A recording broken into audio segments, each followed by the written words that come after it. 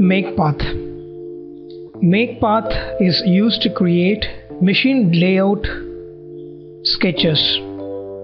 We are going to show the relationship between two components in Sketcher environment. Let's see this in SolidWorks, how we can create the path relationship between two components. Here is a sketch which shows an cam and a follower which is driven by make path relationship. Let's go into the software, and I created some sketches already, and we are going to apply path constraint and we are going to see the change.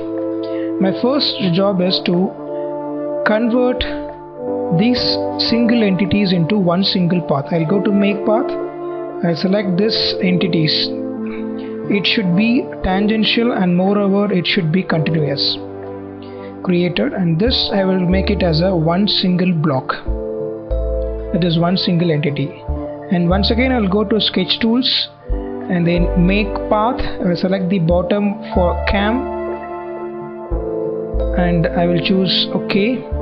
And once I create this, I'll select this and I'll make it as a block. Now we're given a path for we are given the path should be continuous and we are converted as a block. The next stage is I would like to say this is fixed. Okay, and you can view the relations what we applied here. Now if I drag this top follower, it is not right now moving it. What I need to do is I will say this and this arc segment should be tangent. Now once this relationship is applied, if you drag one cam, the other will also follow the same path. And this is all about creating a path and understanding the machine layout. And now let's switch back to the stretch entities.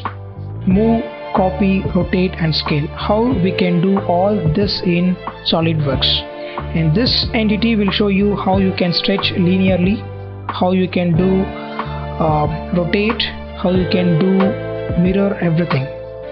Now let us go here, and here I will close the sketch. I will go and say new file. In the new file I want to stretch. I will go to front plane and I will start to create an entity here. Once I create this entity, I would like to stretch as per my requirement.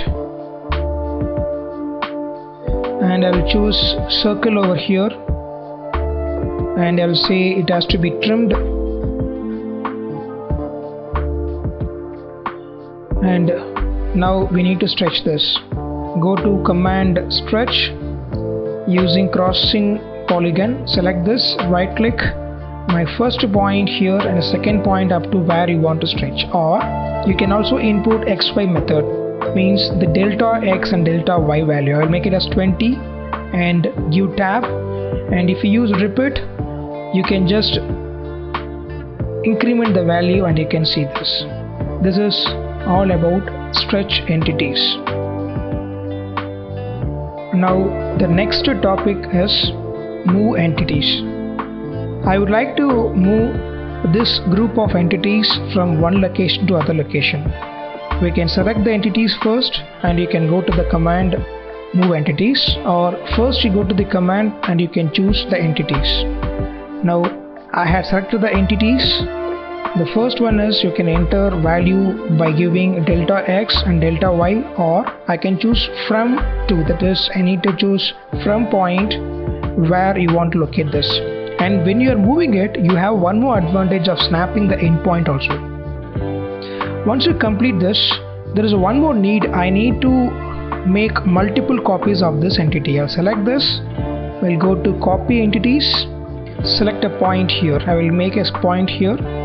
Oh, okay. I will use XY, and here I will say 20, and Y I don't require. I will use repeat. You can see here how much increment you need. You can enter here and you can make a copy out of this and click OK here. The next step is I would like to rotate this and I want to scale this. Rotate, select this entity, or you can select this whole entity and you can say this is my origin and you can just rotate this. Which angle you need, you can rotate this. And once you complete the rotation, you can right click, or you can choose this option to drag and to place the angle which you need to rotate.